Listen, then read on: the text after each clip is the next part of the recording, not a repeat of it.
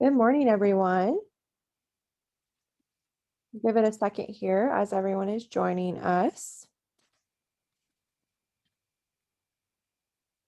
As everyone is coming in this morning, I'm going to start us off with our housekeeping that we do every WIOA Wednesday webinar. So welcome, good morning, welcome to this WIOA Wednesday webinar. My name is Kirsten Bayer with the Illinois Center for Specialized Professional Support at Illinois State University, and I will be the moderator and technical support for today's session. So if you have any issues or have any questions or comments, please feel free to reach out to me via the chat. Today's topic is our Bridges Out of Poverty session 3. This is the third session in a series of 3 sessions dealing with Bridges Out of Poverty. If you weren't able to access or watch with us live session 1 and 2, you can access them via the recordings. And the handouts and slides are all on our website, and I will put that link in the chat momentarily. You can also access today's slides via the website, and I will put that direct link to today's slides in the chat if you would like to follow along. A couple of reminders, all participants on this call are in listen-only mode and cannot unmute yourselves. If you have questions as the webinar proceeds, please post those in the chat or the Q&A, and we will address them at the end of the webinar during our live Q&A session with our presenter. A reminder that this webinar is being recorded and today's presentation slides are already up on our website, and then the recording will be along with that within 48 hours. We will also have this information up on Illinois WorkNet's website as well. And I will put the link to the presentation recording for today in the chat momentarily. And then in an effort to be as accessible as possible, this session will be offering closed captioning, as you can see at the bottom of your screen. However, this closed captioning isn't always as accurate as we would love it to be. So the webinar recording will be completely transcribed accurately. So you can be on the lookout for that if you need that closed captioning capability. And then at the end of the webinar and tomorrow, each attendee will receive a follow-up email, which will include a survey asking you about today's session. Please feel free to provide us with feedback and suggestions you have to help improve our upcoming webinars. And then just a reminder, if you have faulty internet connection or audio connection and you would prefer to call in today, you can do so by using the phone number in your original registration email. And with that, we are going to start us off with our beginning WIOA Wednesday webinar polls that we do every Wednesday. So thank you, Melissa, for advancing that slide. Again, my name is Kirsten Bayer, so feel free to reach out to me. And then next slide, please, Melissa. Thank you. We're going to start off with where you're joining us from this morning. So I am joining you from Central Illinois. Our center is located in Bloomington Normal, and I actually reside in Decatur, Illinois. And so we are still working from home, as I know many of you are as well. So I am joining you from my home office this morning. So if you could let us know where you're joining us from. Melissa is joining us from out of state. We have someone who just said they're joining us from Ohio. So you can always put statewide if you're joining us from out of state here on the poll. Welcome, everyone.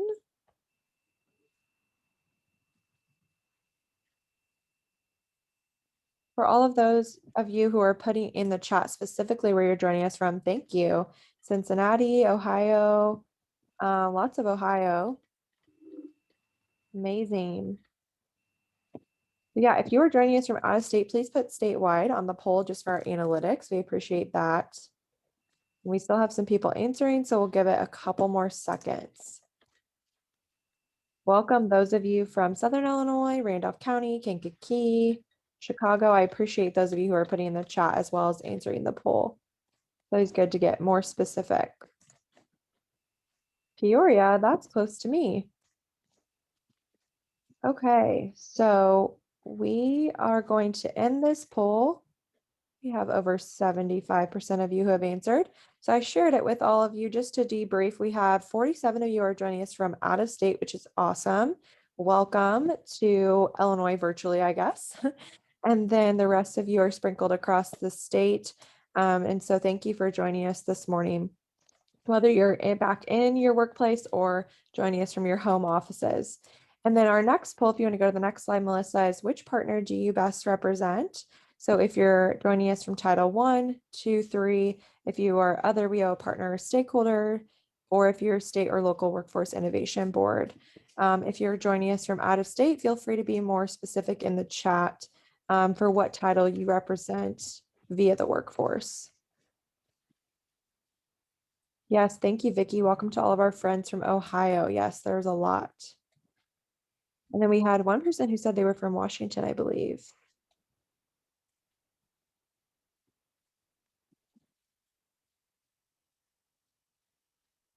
We'll give this poll a couple seconds. We have some people being more specific in the chat. Case manager, young adult specialist, child welfare. Awesome. Thank you for joining us this morning. We appreciate your participation and your willingness to listen to this session. So the poll has kind of slowed down here, so I'm going to end it and share the results. We didn't have everyone answer, but a lot of you are joining us from Title I or other WIO partners and stakeholders. So again, thank you for taking the time to answer those polls this morning. Those always help with our analytics. And then I am going to hand it off to Melissa, our presenter for today. Melissa, take it away. Great. Thank you, Kristen. I appreciate you jumping in and getting us started, and welcome everybody. For those of you who may have just jumped in, and if you've had a chance to watch session 1 and 2, great. If not, we'll scoop you up and keep going. And thank you to those of you who have attended all 3 sessions. I appreciate your willingness to jump in and take this information. Sometimes it's not an easy topic to absorb, and so I appreciate how this was set up, where we're doing 3 sessions over 3 weeks, so you can take it in and you can ruminate about it and think about it. Here's my contact information. I'll put this up again at the end. There's my website and my email, and then that's my personal cell phone number. If later you're thinking about this and you're like, but what about, well, how come? I am happy to reach out and connect with you. Again, this is a complicated topic, and so this session is awareness building. It's up to you to do the difficult work. And if you were at my first session, you saw that or heard that I teach college students as another hat that I wear. And I love theories. I love 2x2 graphs. I love all the analytics and the research that comes out. However, that's great in a safe classroom. It's up to the work that you are doing from a variety of different backgrounds and areas and around several states and around the region. That's where the real work comes from. So I love balancing both the credit and the non-credit side. And the credit side, and Dr. Ruby Payne has given us some amazing research and a foundation to look at this lens, but then it really does go back to you and how are you going to interpret this. So if you need any support or help, reach out to me. And then I also want to invite you, and I'll reiterate this again at the end of this morning's session, that if you would like to reach out or get in touch with a Bridges Out of Poverty facilitator to come and work with your group directly, I strongly encourage that. There's a lot of generalizations we make in a workshop like this because we're touching so many different agencies and building that awareness. But to dive in and really hone that for your group to be better is phenomenal. So there is your information. You will see here that this is a 3-part series, and Kristen mentioned, thank you, that this is the 3rd of the 3 series, and we will build upon the previous 2 sessions. Today we're going to talk about language use and then resources and then next steps. And I love the theories, but the so what, the next steps is really where this material is rich. I will invite you during that time towards the end to really reflect upon what you are doing and where you have the most impact, and then begin to make a to-do list. I know it's a very white middle class thing to say, but make a to-do list so that you can hold this information next week, next month, next quarter, so you can begin to apply it. In my world, workshops are like sitcoms, and you watch the sitcom, and then all your problems are solved in a nice, neat little bow, and you're good to go. And same with a workshop, like, here you go, all your problems are solved. voila, but it is what happens later that really is the crux of the hard work. And so today I'm going to give you some tips and tricks and some tools that you can begin to apply and go forward. Next slide. So if I would like to recap session 1. And session 1 was an awareness that this is a complicated issue. Most definitely. Poverty is not an easy thing to unpack. It is, and we'll talk more about this in a minute, situational, generational, environmental, all of these things come into play to impact somebody who is living in poverty or people that are working with those that are living in poverty. So I would like you to remind yourself, where do you have the most influence? Is it at the individual level? Either you are moving out of poverty or you are working with people in poverty to help them get ahead. Is it institutional? Does your institution help or put up barriers and not intentional barriers, but are there barriers to helping people get ahead? So what is your institution doing? Are you a decision maker in the community? Do you have influence in the community? Do you have a voice? Do you have a position or a seat on your city council? What does your community do to help or hinder those in poverty? And then the last lens is, what are the policies that exist? What do you, what laws, what regulations, what policies exist? And are you one of those key decision makers? Are you making rules for your organization? Are you making rules in your community? What policies do you have influence in? Some of you maybe dabble in all 4. Yay. Some of you may say, yeah, I have some, like I vote and I do some along policies, but really I am helping those and actively engaged with the individuals. And so think about where you have the most influence. It'd be great if you can go out and change the world and do all the things. Don't burn yourself out. However, where do you have the most influence? In session 1, we also talked about where you spend your time determines your knowledge base. And think about, my mom is right. I am the sum of my 5 closest friends. And as a teenager, I was like, I don't know about that. But think about where you spend your time, and that determines how you're going to take in information, and who are the people around you. And this will come back into play with today's session number 3, because who's influencing you and what are you learning and what are you seeing and what is being reinforced. For example, have you taken a new job and it's like they're speaking another language, which we'll also talk about in session 3. And you're like, what's that acronym? What's going on? And that is something that you had to learn. And then when you've been there a while, that's your knowledge base. And you're like, well, of course, the social determinants of health, it's da, da, da, da, da. And you rattle it off so easily. If you weren't around that group or a part of that workplace, would that not come as readily to you? Probably. And think about how people in poverty, where do they spend their time? What is their knowledge base? And what this has done to me is, and for me, is to acknowledge where people are at.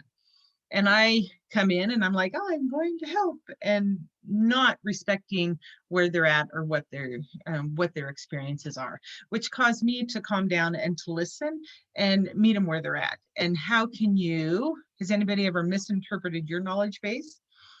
And how did that feel? And how did that hinder your relationships? So put that in the back of your head, because that will come up again. For dialogue to occur, you must suspend your mental models. And we spent a lot of time in session 1 about that.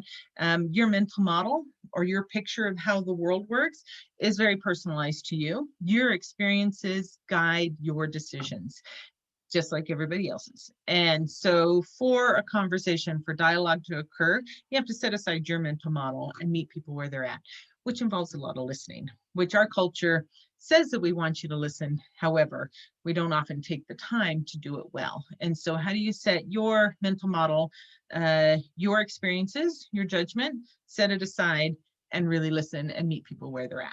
That's how you build trust and conversations. The last part that we talked about with session 1 had to do with tyranny of the moment. So people in poverty live in the moment, and that need to act, survive, overwhelms any willingness people have to learn. And think about a crisis situation that you have gone through. For me, it was when my husband was T-boned in a car and he was, okay, I think you understand what I meant. But the emergency room called me and said, your husband's been in a car wreck. He needs an extra shirt. Can you bring one to the ER? How willing or how able was I to take in new information? So go into the ER. He's fine, by the way. It was great. Thank goodness for airbags. But how willing was I able to bring in information because I was in a crisis moment? And that is an extreme example, but if you are living under stress the majority of the time and you're surviving, how willing and how able are you to bring new information in? So what this helped with me is to be patient and persistent. How can I be patient where people can work through, establish that trust, and then be persistent? Because yes, we do need to survive and we do need to help people survive, but then how else can we layer on the rest of the information they need for long-term achievement and goals?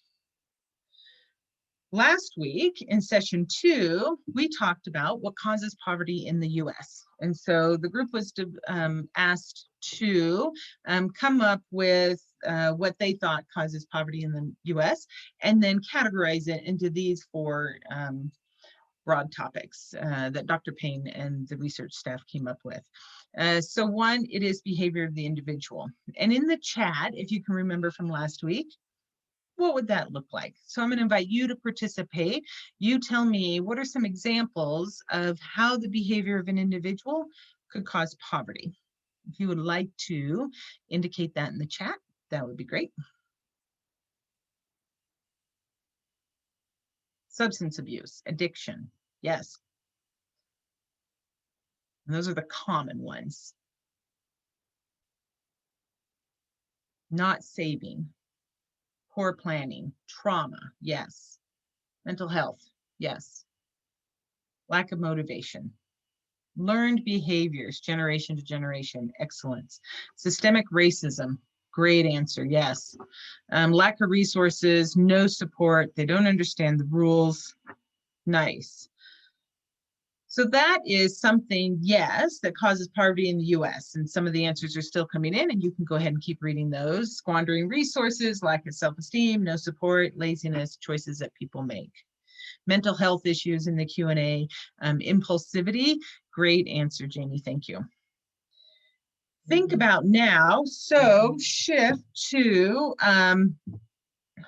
applying the bridge, no, sorry, absence of human and social capital within the community.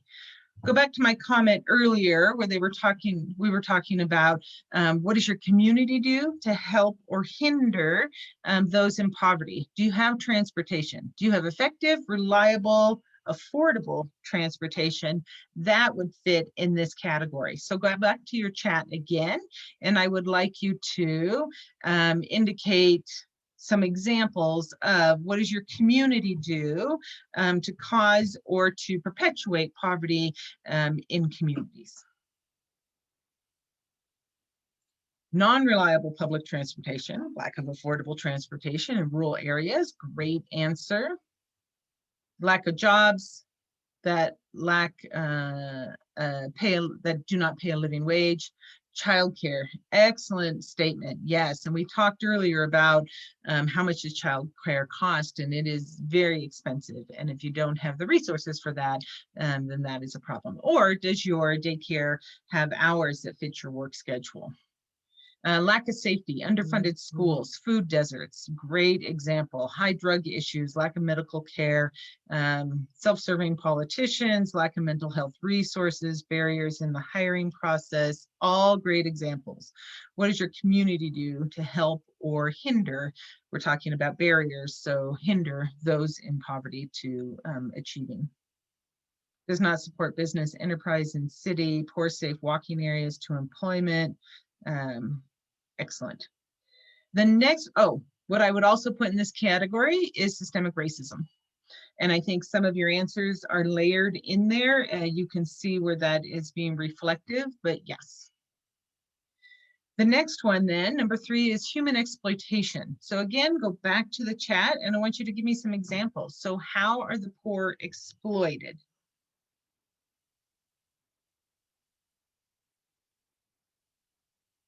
Human trafficking, yes. Wage theft, great example.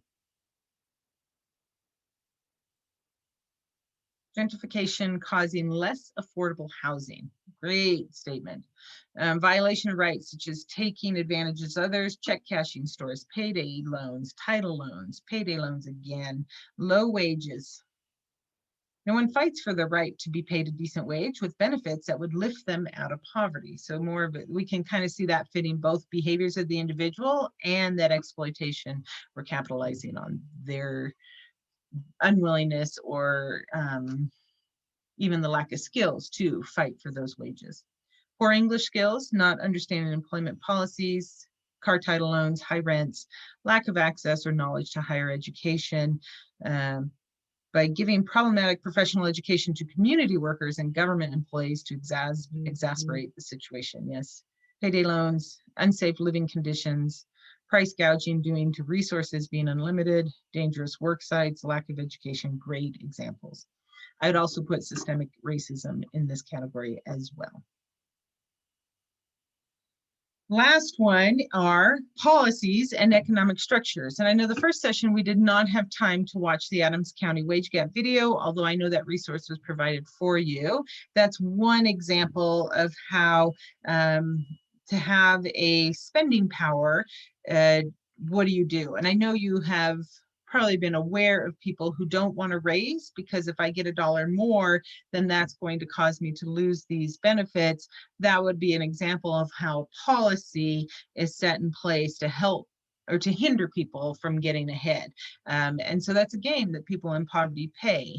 Other examples that you've seen of different policies or economic structures causing or influencing people on how they cannot get ahead.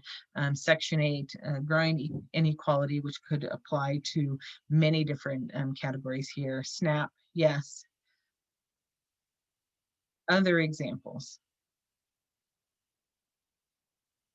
Anti-unionized drives, diverting funds away from low-income neighborhoods. One side throwing benefits at people, making them dependent on the government.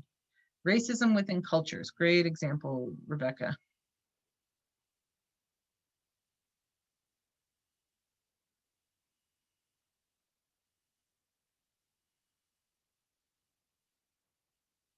Judgment instead of help with social services.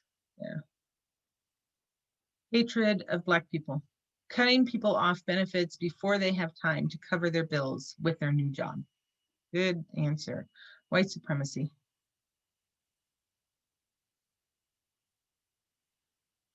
So again, I know these aren't easy conversations, but the awareness is so powerful and important. You make more and they take away benefits. Yes. Housing authorities, homeownership associations, zoning codes, lack of knowledge.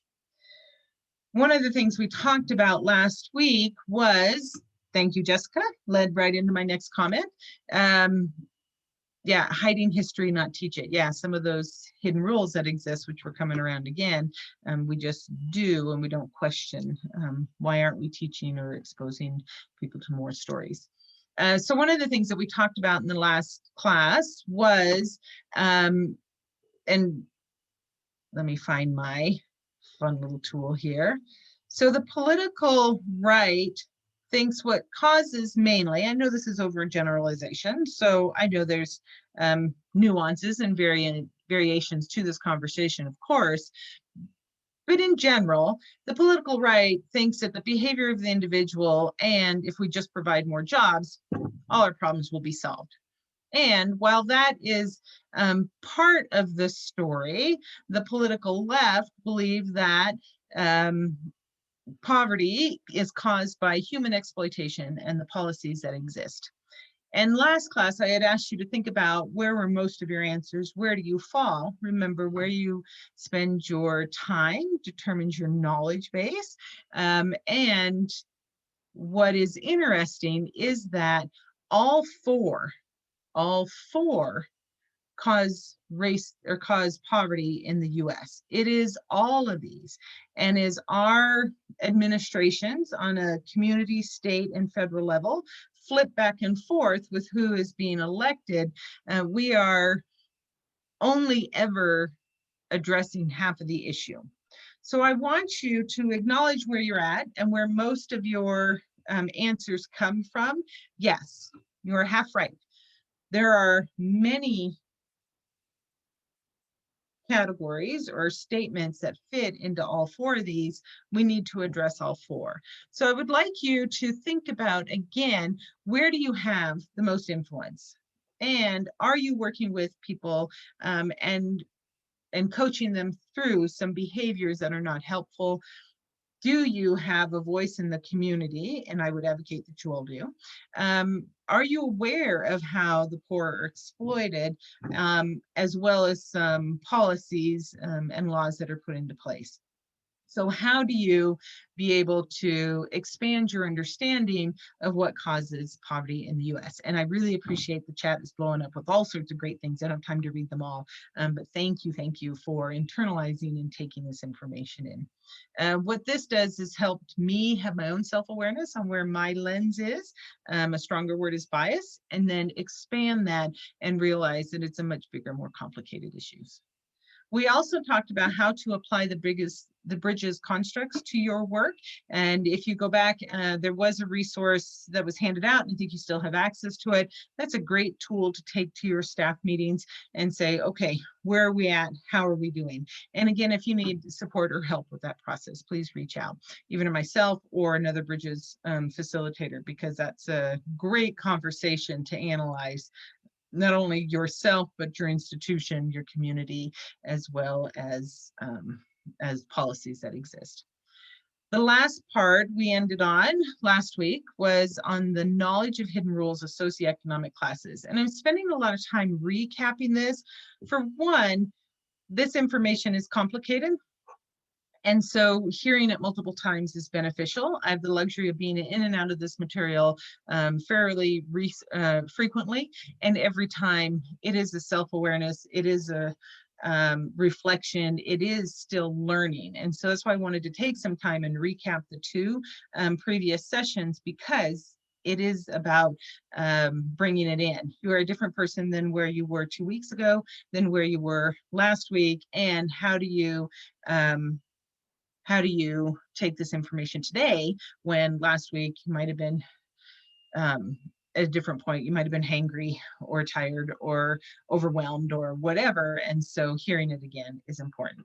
So if I move to the next slide, this is the chart that we used last week to talk about hidden rules. And remember, we started the conversation with hidden rules are hidden.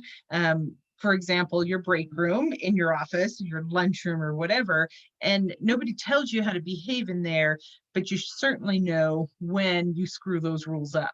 You either get the side eye or somebody pulls you aside and goes, we don't do it like that here, right? You can feel it, but you don't really know. And how is this, how are these hidden rules? How do I phrase this? Can set up an in-group or out-grouper concept, right? Oh, you're new here, you don't know. Let me coach you through it, or let me be your mentor, your guide, or you're new here, you don't know, and I'm just going to judge you for it. And think about how that translate, not only just in your break room, but then across these three categories. And have you met somebody that comes from a different social economic class than you, and you are like, why would you think like that? And I know I have been guilty of that as well. And where you spend your time determines your knowledge base, and how is that help or hinder you? So this is interesting. So I put this up here, and I want you to look through it again. Mainly what I want you to pay attention to is social emphasis. That is this category here. And with people in poverty, it is all about inclusivity. Bring it in. If you have resources, it is stone soup. You have the pot, you have the soup bone, you have the veggies, you have the stock, yay. Together, we have soup. Nice job. So it's inclusivity of people they like. With middle class, it is about self-governance and self-sufficiency. So it is very much, I'm going to pull myself up by my bootstraps. I can do it myself. That kind of mentality. People are important, but they're secondary to achievement or advancement. And as a middle class person, that kind of hurts my soul a little bit because people are important to me. But think about your workplace. How many vacation days do you get a year? And if you have an aging parent, can you say, oh, I'm out for 6 months because I need to da da da da da? And you may have some workplaces or FMLA that can accommodate that.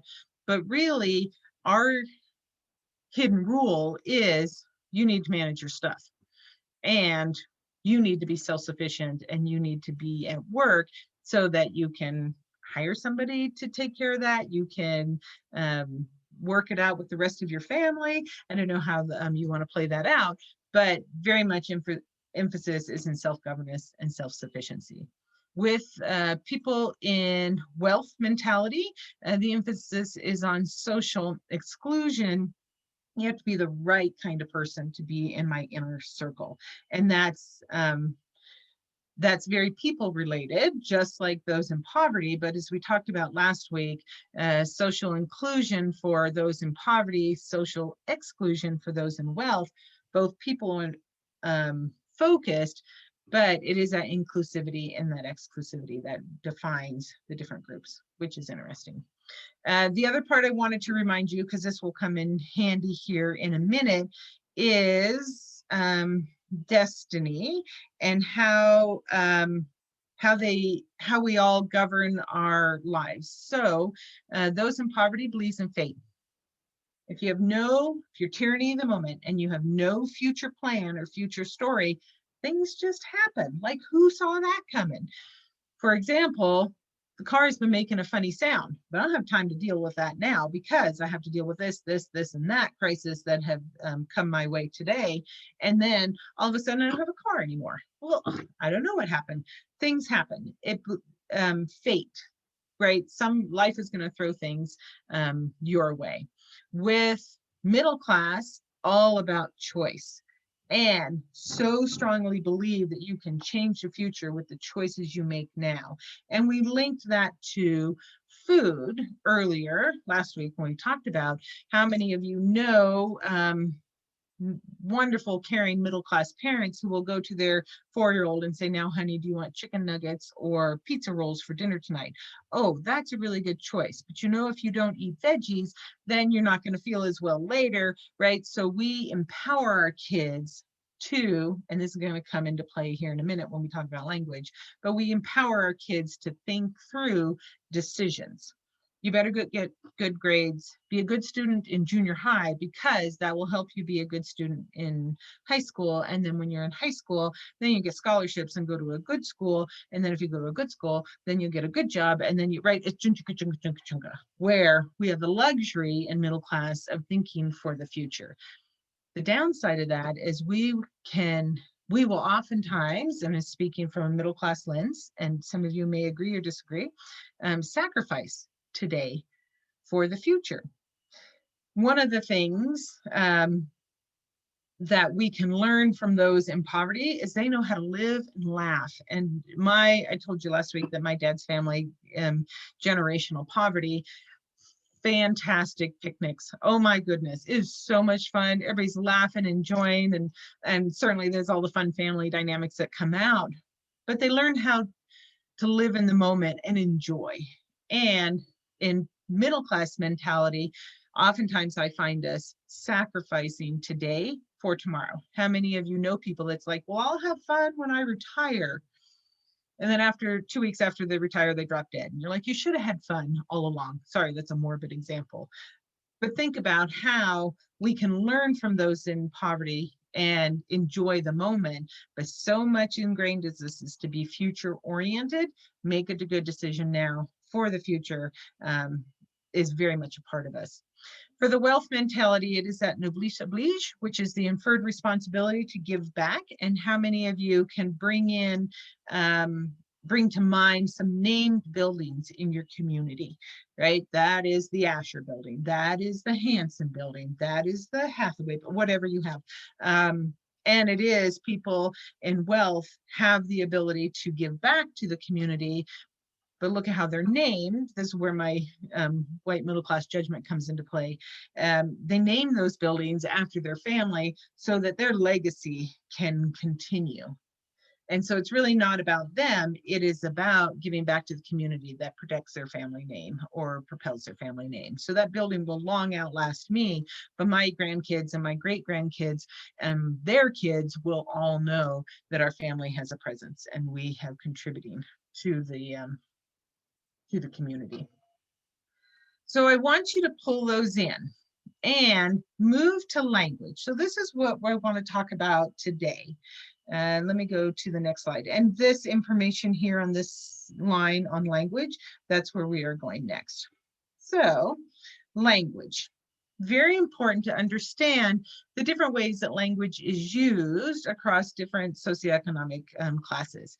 Now, let me remind you, I know that we have 3 distinct categories. I'm a social scientist. It is not that easy. It's very muddy. And how many of you are like, oh yeah, well, that piece is kind of me and that piece is kind of me. People are mushy, very mushy. Yes.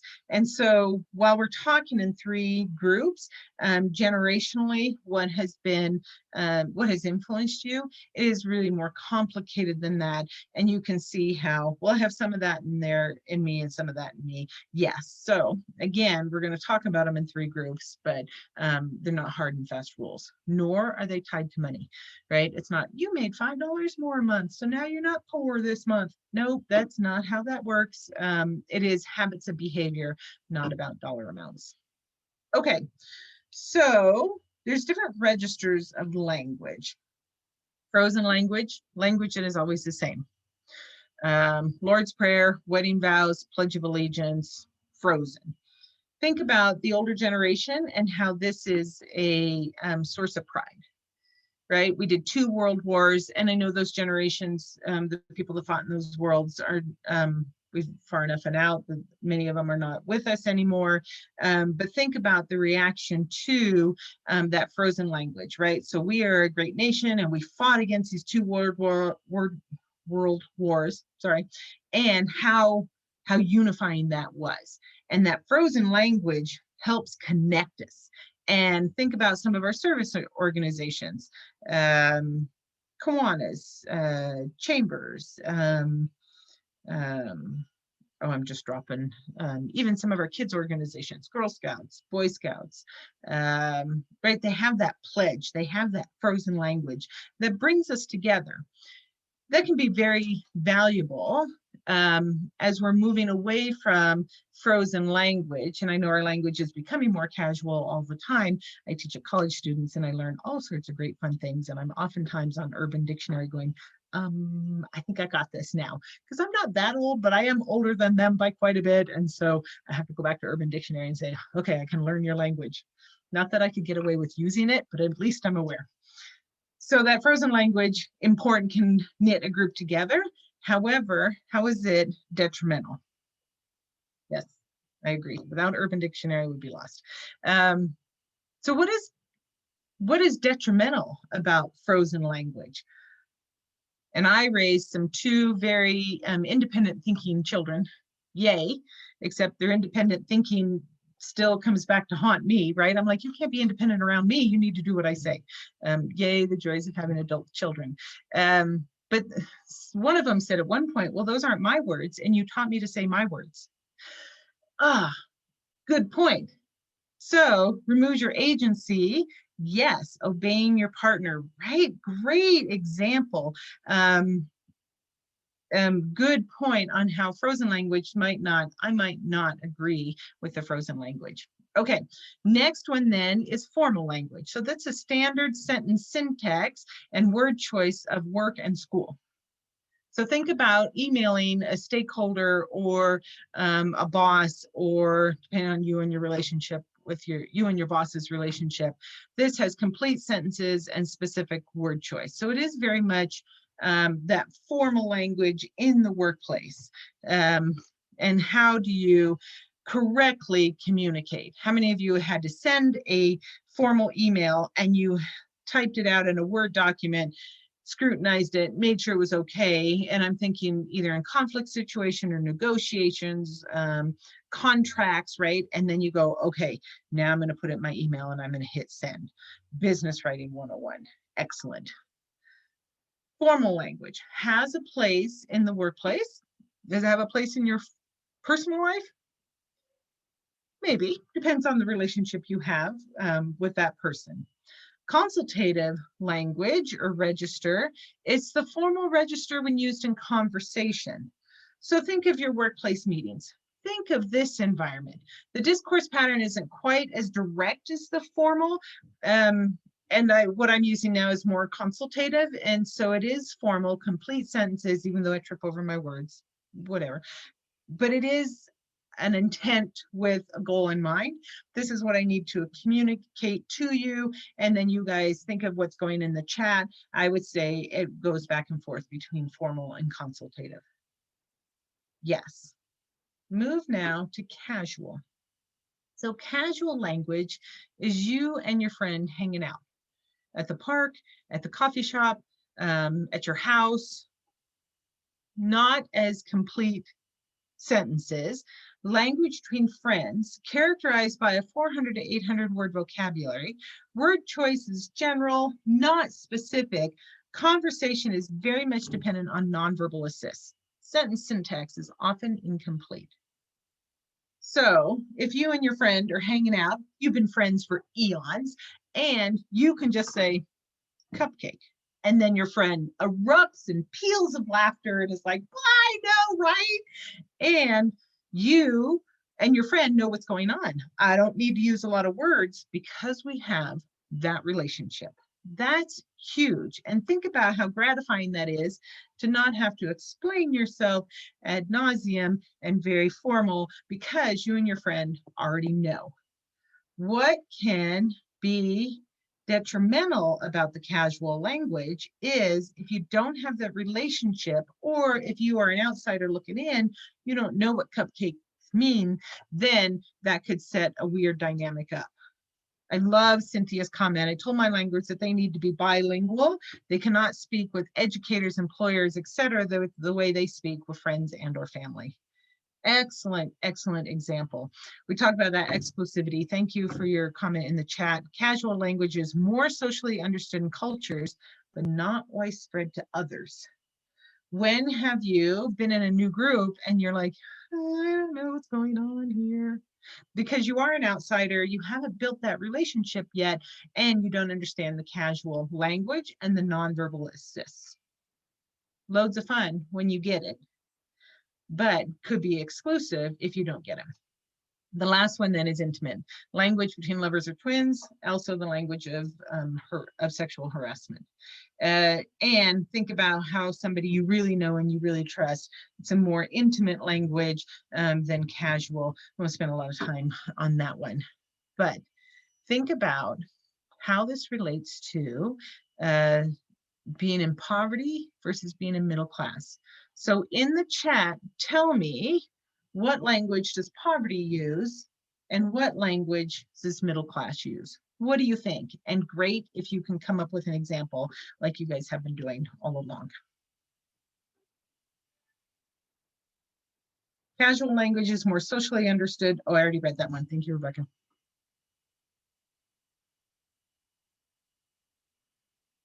Where do you fall? And where do you think those in poverty, those in middle class, oh, and let's throw in wealth too. Where do you think the wealth fall? Poverty is casual. Middle class, consultative at work, casual at home. Great example, Lisa. Yeah, good. You may have an example of what this looks like. Wealth tends to be formal, regardless of the situation. Great point. Frozen and formal for the wealthy. And why do you think that is? Last week, when we talked about hidden rules, we talked about and both poverty and middle and wealth are judged and scrutinized. And here's what I had to learn is the wealth are valuable. They're people, yes. Can we meet them where they're at? Yes. But look at how we're like, why are you complaining? You have enough money, right? But we know there's more to life than money. And one of the things that I learned is that, which goes back to your formal or frozen language, where is their own individuality? And it's gone, because it's really not about them. It is about the family. And so I can't cut up and be hysterical or be my true self, because I am really the image of the family. It's really not about me. And being raised the way I was, which is a strong, independent woman, and my voice has weight and power, and I should be proud of that, I'm like kind of sad. But look at how where they spend their time determines their knowledge base, and that's what they have learned is correct. And then do they maybe judge somebody has casual consultative language because they don't? Excellent example, Prince Harry, and how he's bucking against some of those trends. Yes, frozen from years of tradition, especially with old money and longstanding traditions such as coalitions, debutantes, sorry, I screwed up that word, etc. Cotillion, sorry, I screwed up that one too. Formal language is used as an image of knowledge and begins in child. Oh, definitely. The words they hear are the words they repeat. Fantastic. Frat boys in action. Okay, good point. Yeah, kind of let loose. Ooh, now I'm gonna have to go think about that. Thank you, Vicki, for giving me that example. What does that look like? Okay. All right, so I want you to hold on to this because it's going to lead into the next one. And when I work with healthcare workers, and this applies in your world too if you're not a healthcare worker, but how many times, knowing that casual language depends on those nonverbal assists and relationship building, how many times do we see them but can't hear them? So we almost always communicate with patients, or you can insert whatever words you want there, clients, consumers, customers. We come from formal and frozen registers because we want to be proper and we want to say the right thing. And we're worried about being called into HR. So we can't truly relax. So we speak in formal and frozen languages. Those in generational poverty generally speak in casual and intimate relationship or registers because it is all about the relationship. And so it is about inclusivity and connectedness, and that's where your casual, intimate language comes from. In poverty, concrete communication is more powerful, including your nonverbals. Your nonverbals speak volumes. How many of you have tried to put in, Rebecca, great example. And Lisa, how much we've struggled during the pandemic because we couldn't see people. And in our state, we did telehealth and that helped a little bit. But those nonverbals are what establish trust and foster relationships. How many of you have had a thought in your head that maybe wasn't very kind? We've all been there. And you're like, but I'm going to put on a happy face. Can you still tell? Can the person still tell you're not feeling it? How many of you know somebody, don't name names, small area, state, region, whatever. But how many of you know people where their smile doesn't match their eyes, right? Their face doesn't match. So they're happy.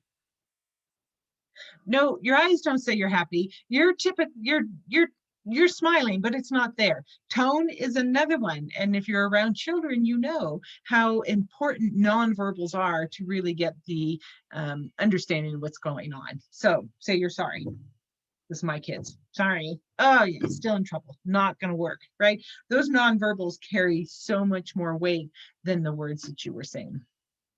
Those are powerful. And think about how those change between poverty, middle class, and wealth. Who is more expressive?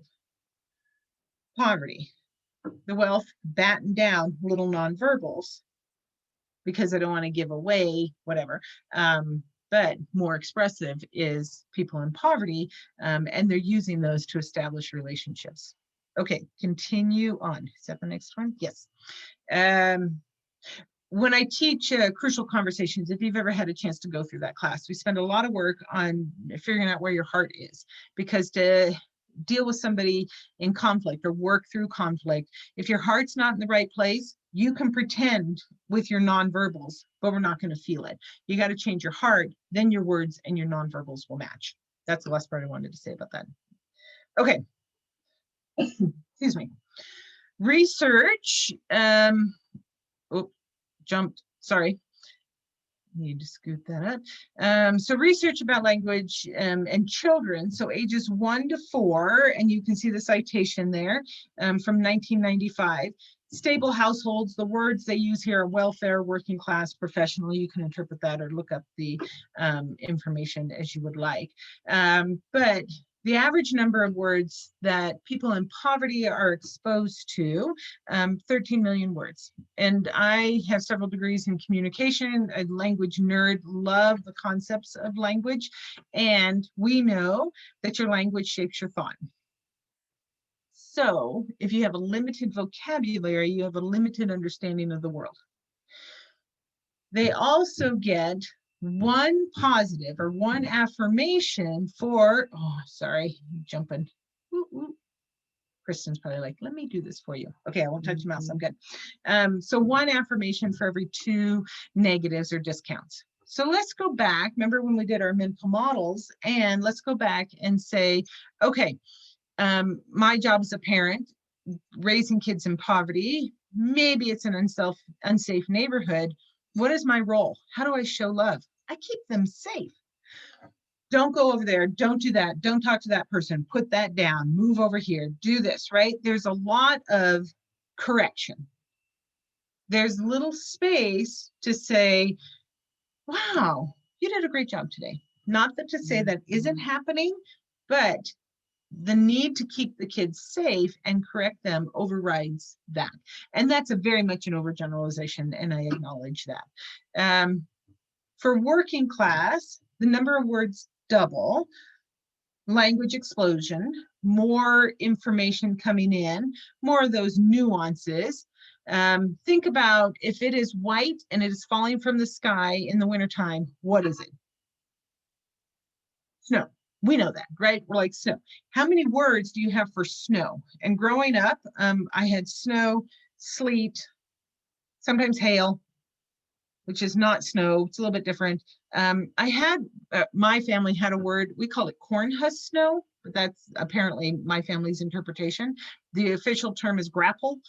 And it's those little white balls that are fluffy, not hail, but they're little balls and they're fluffy and they, whatever. So that's a different kind of snow.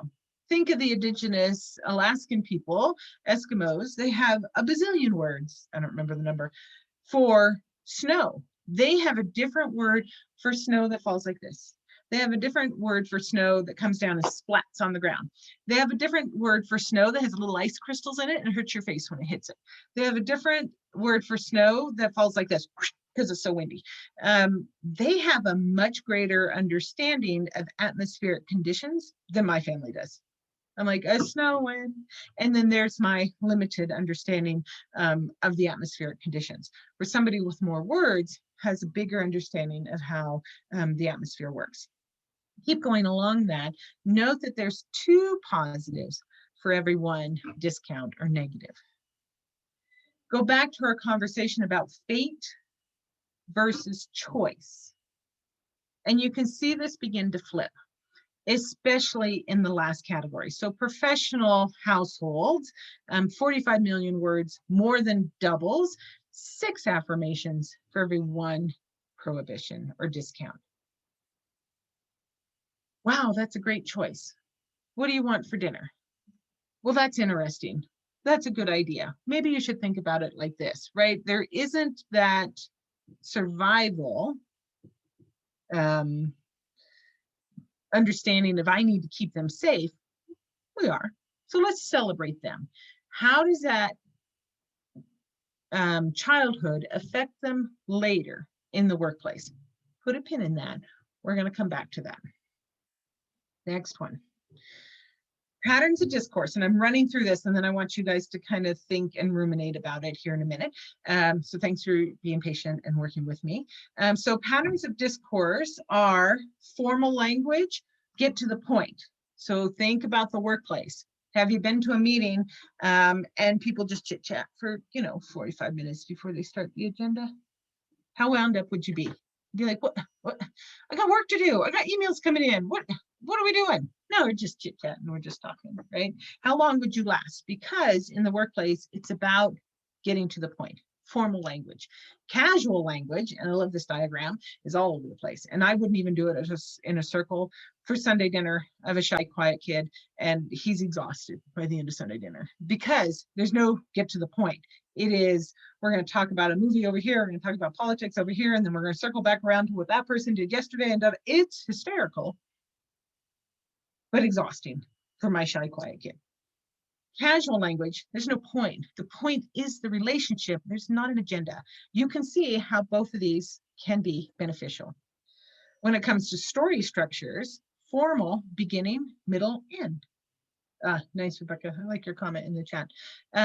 So think about the story of Cinderella. Okay.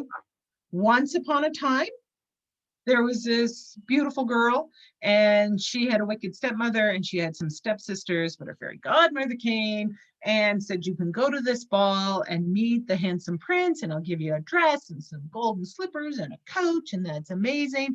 She goes to the ball, she falls in love, she leaves her slipper, and he finds her later with the glass slipper, happily ever after, done, right? What's the point? Beginning, middle, end. Very formal language. Think about how you craft an email. I'm writing to you today because da da da da da. Here is reasoning. Please get to me by Tuesday of next week. Done. Formal. Has a time and place. Think about a kid growing up in poverty. So come in with their backpack. What would happen if they told Cinderella in a formal language? So think of that house. Think of tyranny of the moment. Think of surviving. Think of lack of resources. Think of stone soup. Who is in that house? How many of you know people who has weird Uncle Steve sleeping on the couch, even though Uncle Steve really isn't an uncle? So, crazy environment. What does that kid do? Come in, does a kid with a backpack say, so once upon a time, what happened at school today? Once upon a time, oh my gosh, be gone, right? Then something else takes precedence and whatever. And remember those nonverbal assists. So instead, casual language to tell a story is like this. Now, those of you who are in the healthcare profession or those of you who are in service industries, pay attention, because I'll tell you my pet peeve here in a minute. Because what does that kid do? Comes in, gets to the meat of the story right away. What's the hook? So what happened in school today? Cinderella got married. What? Right? You have everybody's attention. Cinderella got married. How did that happen? Somebody else jumps in. Remember, it's a community, building relationships. Somebody else jumps in. Yeah, and she got married with a shoe. She married a shoe? She didn't marry the shoe. She used her shoe to get married, right? And then somebody else is going to jump in and say, oh my goodness, I can't believe it. Yeah. And did you also know that her stepmother is really mad at her? Oh, I bet she's right. And it's going to be this bouncing forth, back and forth. Where does she get the shoe? Somebody else is going to jump in and say she had a fairy godmother and she gave her. How do I get a fairy godmother, right? It is about connecting and pulling people in. The storage structure with casual, what's the point? Relationship. Is there an end to the story? No, not really. Somebody else peters off and it goes this way and da da da da da. You're living the Cinderella story without the ending. Yes, it's back and forth, because it is about connecting. So here's my pet peeve. One of the takeaways I want you to do is I want you to evaluate, and I'll give you a minute to think about this, in your workplaces. What are examples of formal language? Here's an example. Oh, yes, Moses, good example. So how many of you have intake forms? So patient comes in, patient, client, consumer, customer, whatever word you use, and you have your intake form, date of birth, name, medical history. Hasn't changed since the last 4 times I've been here, but there you go. My family history hasn't changed either, right? You can see the judgment on my voice, and hear it in my voice and see it on my face, right? So you go through your intake form. Very wonderful middle-class formal language. What is lacking? the relationship. Who's more important? What's more important in your workplace? The people or the intake form? The people. What are you acting like is more important? The intake form, right? Before you even get there and have a conversation, you have to establish trust. You have to build that relationship. Take your intake form, set it aside, talk to the person. What brings you in today? What do you need? If you have a conversation, it will not be beginning, middle, end. It will be casual, but you will get 75 to 95 to 100% of what you need. At the end of the visit, because you are middle class organizations, pick up your intake form and say, thank you for coming in. I just got a few more things. You've answered this, you answered this, you've answered this. What's your date of birth again? Let me put that in. Tell me about this. Okay. Put what's important first. And if people are your priority, then ask the questions to the people. I was working with a group and they visit parents and they do intake forms, and then they visit the parents in their home and they help them with parenting skills and survival tips and all of that. Good stuff. They switched their model and they did their intake form later. First, they welcomed people. They talked to the parents. Here's what they found, which was very heartbreaking for them. They had their scores from when they had their intake form first, and they do an assessment and they come up with a score. They switched it, their scores went down and they were heartbroken. And they're like, oh no. But these scores were more honest and they were able to provide better services because they connected with the people. People learn how to fill out forms. They learn what to say. One of the questions on their form, do you have food insecurities in your house? No, ma'am. Okay, no, check. But as they talk to the person, how do you begin to hear what they're saying? No, you don't have food insecurities. However, you're hoarding this and this and this and that. While their scores went down initially, they were able to provide better services and really establish relationships for success. Open-ended questions, great example. Intake forms, you help and read them their answers and then continue to have a conversation. Great. How do you behave like what's important, and how does your language reflect that? And what do you need? You need them to be open and honest, and you need to establish that trust in the relationship. Oh yeah, and good point. Food insecurities, I don't even know what that means. Nope, we're good. Okay, then you go back around and you establish. Okay, so I'm going to give you a minute. And I would like you to think about, what does your family use? So your knowledge base, where did you come from? Casual or formal? What story structure did you use? What discourse pattern did you use? Story structure, remember, beginning, middle, end. Discourse pattern, get to the point, or casual. What does your institution use? What does your community use? I'll give you a few minutes to think through this and apply it to your world. I'll stop talking.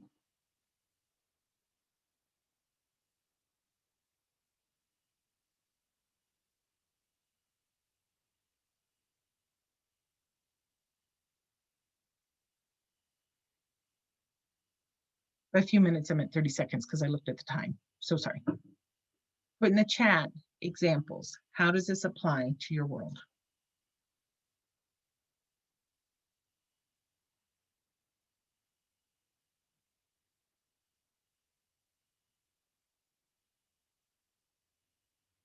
Nice, good, thank you.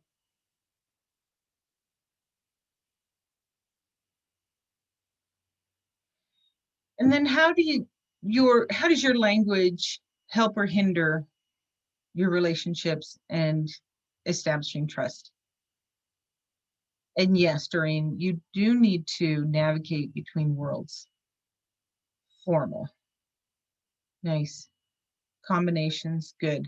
Thank you for adding in. And there's a time and place for all of it. Aristotle says, know your audience. Know your audience. And what version of yourself do you need to be in that environment? Okay. Last slide before we move off Good one. Acronyms, yes. So last slide before we move off of language. So think about that future planning and what a gift that is to help people navigate. So if an individual depends on story patterns, episodic story structures for memory, lives in an unpredictable environment, not develop the ability to plan. If you can't plan, then you have a hard time predicting. You can't predict, then you don't understand cause and effect.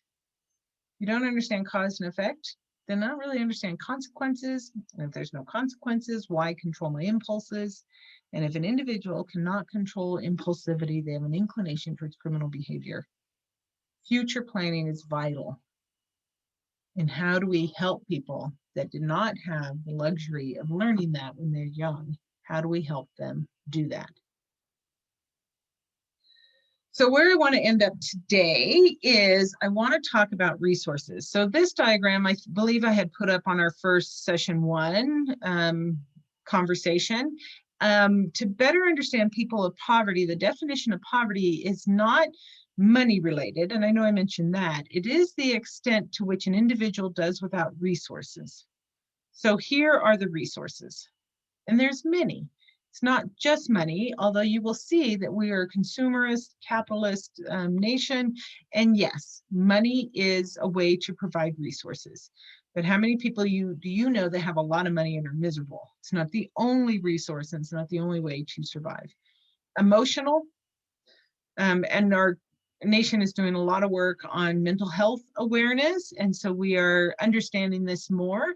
AHA Process, who has the Bridges Out of Poverty curriculum, has one on emotional poverty. That's a fascinating book if you're interested. So being able to choose and control emotional responses, particularly to negative situations, without engaging in self-destructive behavior, it demonstrates and shows itself through choices. Mental, do you have the smarts? Reading, writing, computing to deal with daily life. Spiritual, do you believe in divine purpose and guidance? It's not necessarily about church membership or attendance, although it can come from there, but it is about purpose. It's about hope. Do I believe I am, that I have something to achieve and is something guiding me? Physical health and mobility, support system. Do you have friends, family, and backup resources that are available in times of need? These are external resources. Do you have relationships and role models, access to adults, and I love the way this one is phrased, who are appropriate, nurturing, and who do not engage in destructive behavior? And do you have a knowledge of hidden rules? So do you know what version of yourself needs to exist in that environment? What I want to do is I want you to think about, I will put the emotional poverty book in the chat. I had it on my desk. It is by Dr. Ruby Payne, called Emotional Poverty and All Demographics. So there you go. Kirsten, can you type that in? Because I'm going to keep going. Thank you for asking, Angela. The other resources that were added to people that are getting ahead is to help them with integrity and trust. Your word is good, and you will do what you say you will do, and you are safe. Motivation and persistence. Do you have the energy and drive to prepare for a plan and complete projects, jobs, personal changes? Do you use a formal register when needed, or you are hysterical, but now we have to call HR because what you're saying might be great in a casual setting, but does not fit in the workplace? Okay, so I'm going to skip through this one, although I invite you to check this out in the book and talk about social capital. But I want to go here. So when it comes to resources, I have this with me, thank goodness. And this is what I need. This is what I use to meet people where they're at. So, for example, financial, it's important, but it's the smallest, least important. So it's a little finger. Mental, do you have the smarts to be able to cope with daily life or to get through daily life? Emotional, you can see why they chose the middle finger to represent the emotional resource. Spiritual, this is your hope, your guidance, your purpose. So the pointer finger represents that. Your physical is the ability to move and to grasp, right? So it's not only movement around town, but do you have the physical capacity to do what you need to do? Here is your support system. What helps you bridge? And this goes back to that slide I just moved past. So what is your support system? What's helping you bridge? For example, if I'm distrustful of my school system, then maybe I need to work on that, because that principal might have a way to help me move ahead and help my kids, right? So who is out there that's going to help you bridge? Also, what's your role model? Do you have role models? And think of, so bridging like a handshake, but bonding like who's helping you, who's your role model, who is assisting you in there as you're working through things. Hidden rules is your wrist, right? So it's very flexible and adaptable. So I want to go, if you were to work with Sandy, Sandy is recently separated, and if you were to evaluate her resources, it could play out like this. So she's making $120,000 a year. So her financial's pretty good on a scale of 1 to 5. Mental, she's working on her PhD. She has some smarts. She knows some things. We're going to give it high. Emotional, however, this is where she's struggling. So she is suffering from depression. She's binge drinking, angry outbursts. She has a good sense of humor about it all. She's pretty empathetic and understanding. But this is a struggle. So I'm going to rank her low. I haven't talked to her about her spiritual yet. I don't know. With physical, overall, she's in pretty good health. She's okay. However, if she continues to binge drink, she said she can't sleep, she's under eating, she stopped exercising, she picked up smoking again, and she's ignoring her preventative health care. So this is a slippery slope. She's in good health, but these habits could be detrimental.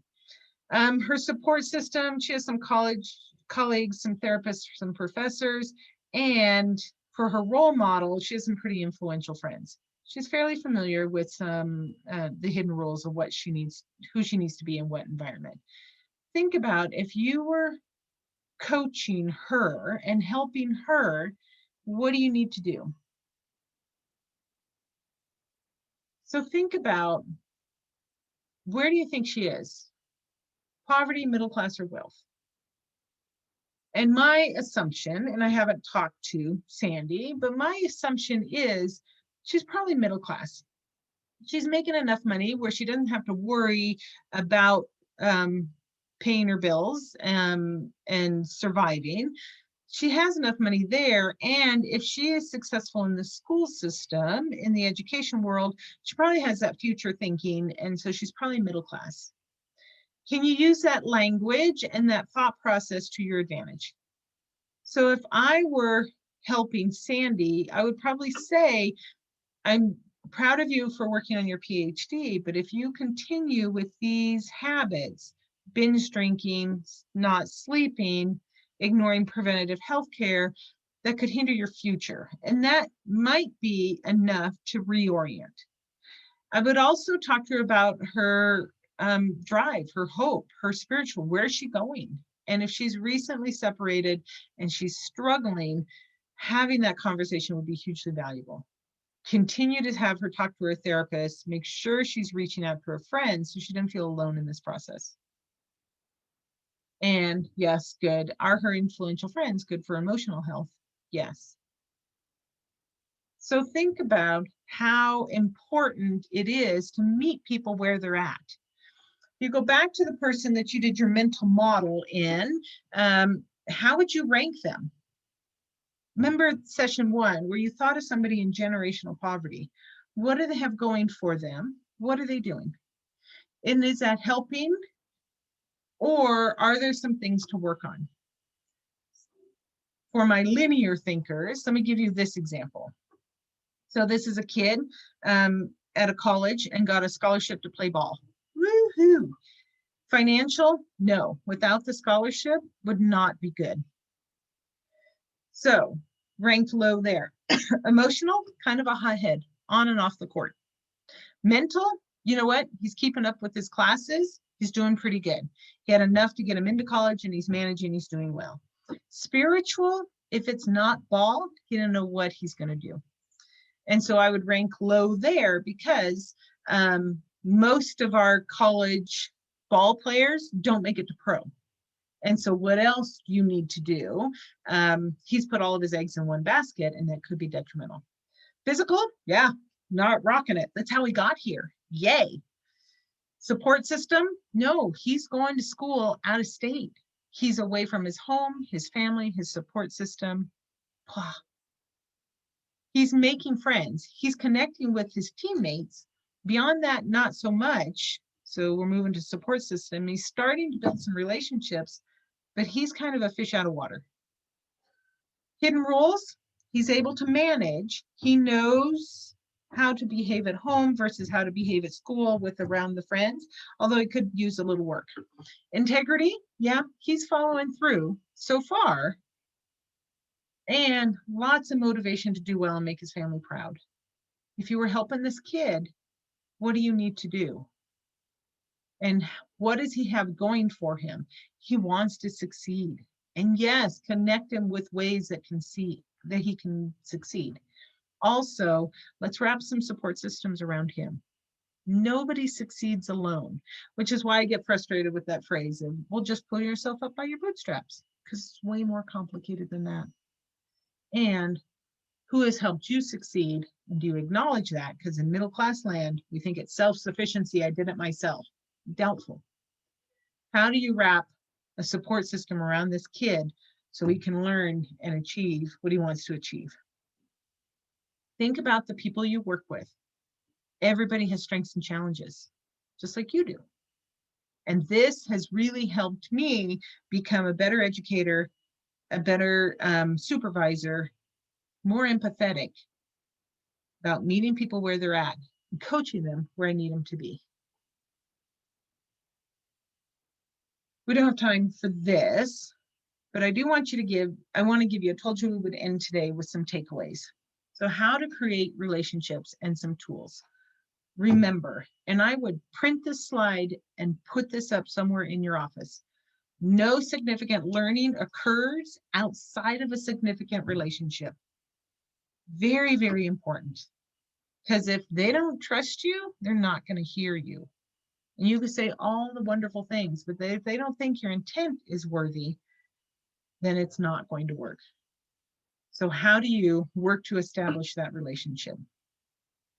If you know Covey's emotional piggy bank model, which I love, how do you make deposits into people? And how do you get those little digs in? First, seek to understand, which goes back to my comment earlier about listening.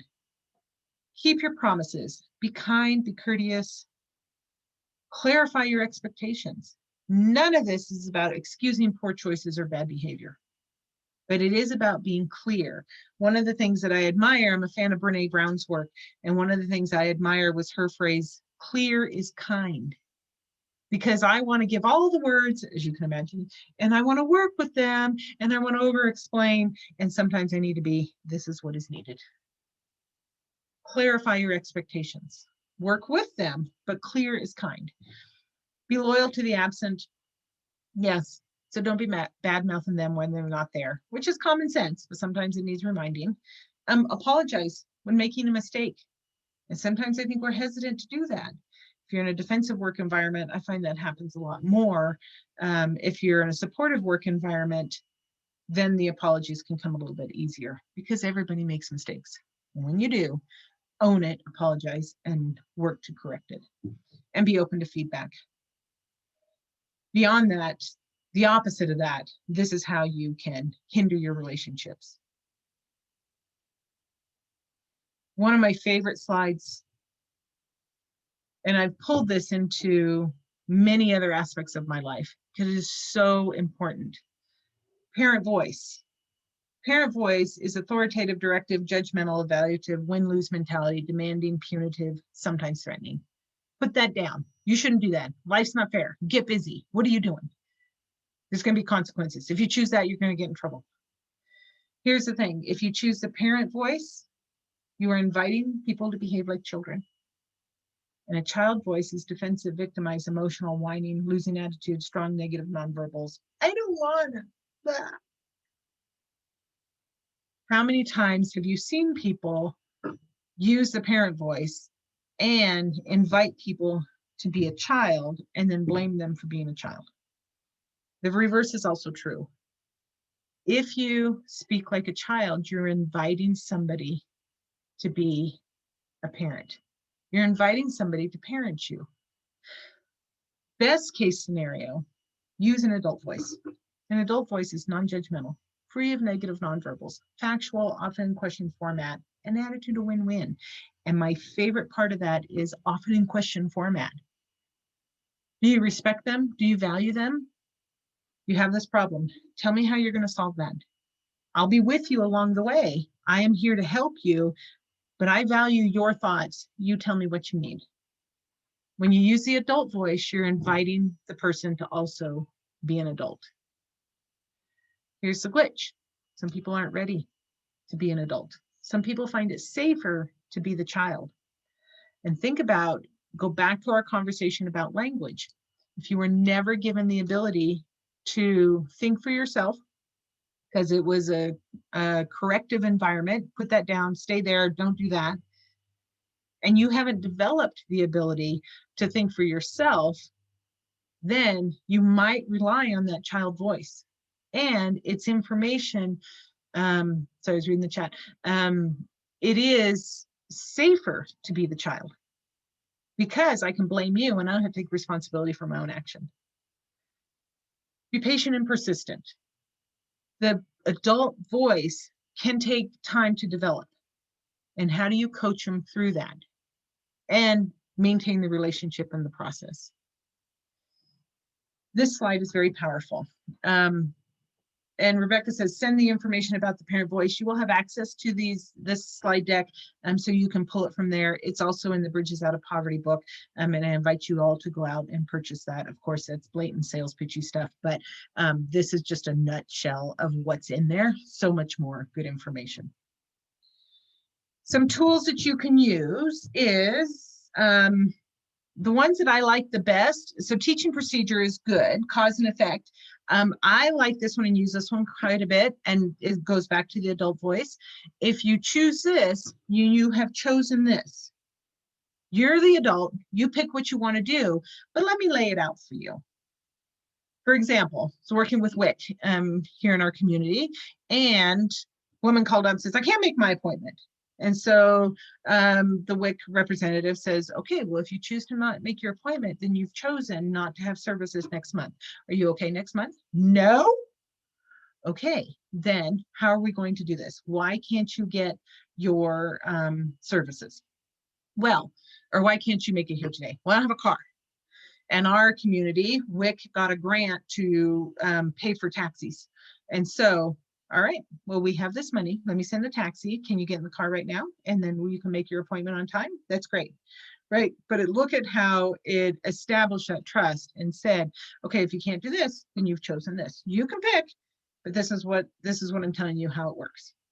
I also like planning backwards is very important. And I work in the education world, I told you, and I have kids that are like, I'm going to be a teacher. I'm like, okay.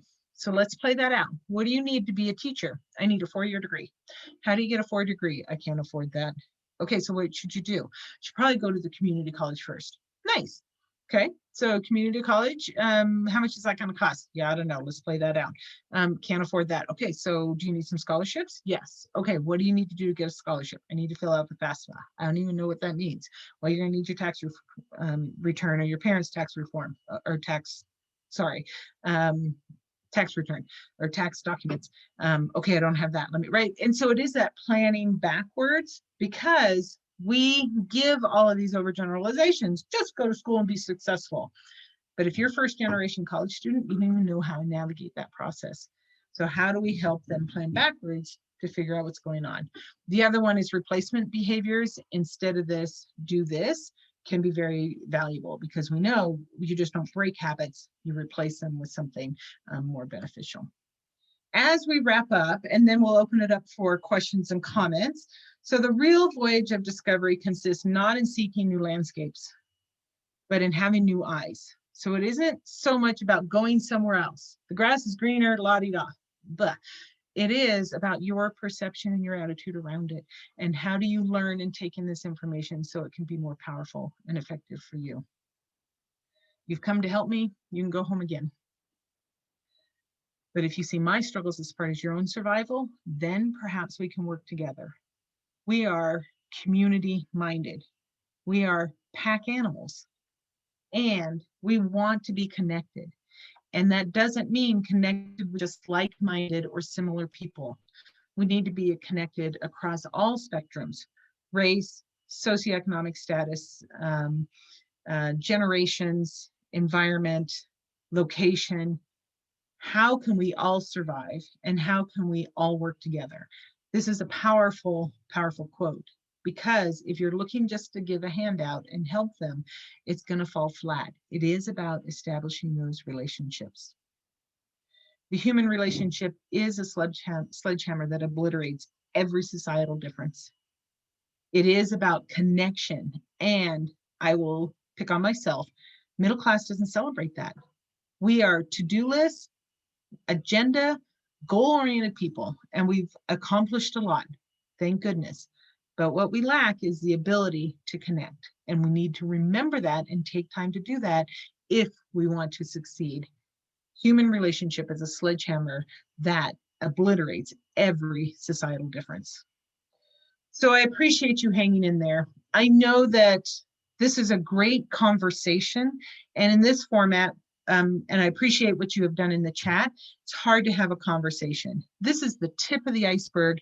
Again, I challenge you to apply this to your own world, to reach out. If you need a Bridges Out of Poverty facilitator, please let us know, because we can come in, do it for your team, your organization, whatever you need to do. I haven't been keeping up with the chat as close as I was in the beginning, because I knew I was running out of time, but now we'll open up to questions, and I'll turn it over to Kristen to acknowledge and to facilitate that. Thank you, everybody. I really appreciate working with you. Great. Thank you so much, Melissa. We do only have a couple of minutes left. So we will stay on, myself and Melissa, past 11:30 to answer any questions. But if you do need to get off, then please feel free to do so. Thank you for Melissa for putting the title of the book in the chat. We just put the title of the book in the chat, but it's called Bridges Out of Poverty by Dr. Ruby Payne. Is the book title in the slides, Melissa? If you, sorry, I'm going to make you sick for a minute. If you go to the beginning, if you go to ahaprocess.com, then you will see, and I might be able to share that, then you will see all of the books that you have listed that they sell. I have read many of them, and I have not been disappointed. There is one for, okay, can you see the AHA Process website? Yes. Okay, good. So if you go to shop and you go to the store, you will see, so here's Emotional Poverty is the one that they have right now. Here's Bridges Out of Poverty. This is the one that I have referenced. Lots on Getting Ahead. The one that I am reading next is Crossing the Tracks for Love. And that one is about if you have a marriage where somebody's coming from poverty and somebody is coming from not poverty, then what does that do to your relationship? That's interesting. There's another one for you healthcare people. It's Bridges to Health and Healthcare. AHA Process has a lot of these great books, and if you want to check them out, and then go to ahaprocess.com. There's Bridges to Health and Healthcare. I also facilitate this one, Workplace Stability. And if you hire people from poverty into your workplace, what do you need to do to help coach them through this? Because it is two different environments. I hope that helped. Sorry, but that was confusing before. Melissa, we had someone ask on your slide, you said this is the research, but I found this, and she put a link.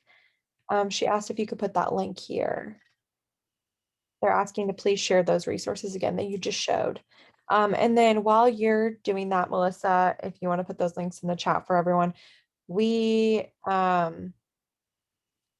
had a question about how do we access this recording and the presentation materials from today. You will receive a follow-up email tomorrow, as well as right after this session ends. It should pop up in your browser, the follow-up survey, if you would like to take that for us. But in your follow-up email tomorrow, there will also be a link to where you can access all of the recordings from all 3 sessions and the presentation as well. But it's also on our website and on this web page that I put at the very beginning of the chat. Let me get it for you really quickly here. And you can also access, not the recording is not up yet, but the slides from today are up. So I'll put that in the chat one more time. All the WEO Wednesday webinars are housed on that website that I just put in the chat, and you can access all 3 sessions on that web page. They are just accessible right underneath the Bridges Out of Poverty session 1, 2, and 3, and then it has the dates next to them as well. And then if you have any questions, you can always reach out to our center. If you have any more specific questions for Melissa and you'd like to reach out to her, I know she put her contact information on the slides. And any other questions? I don't see any. Thank you, everyone. It is 11:31. Thank you so much for joining us today. Daisy, there are 3 parts. It's just only the presentation is up for the 3rd part today. So there's recording for Bridges Out of Poverty, part 1 and 2. The part 1, it was on June 16th, so you might have to scroll down a little bit. And then part 2 on June 23rd, and then part 3 today. Yep, there you go. Perfect. All right, well, thank you everyone so much for joining us today. Thank you so much to Melissa for this series of trainings. We appreciate everyone's time today and your time specifically, Melissa, and everyone have a great rest of your Wednesday. Thank you so much. Thank you, everybody.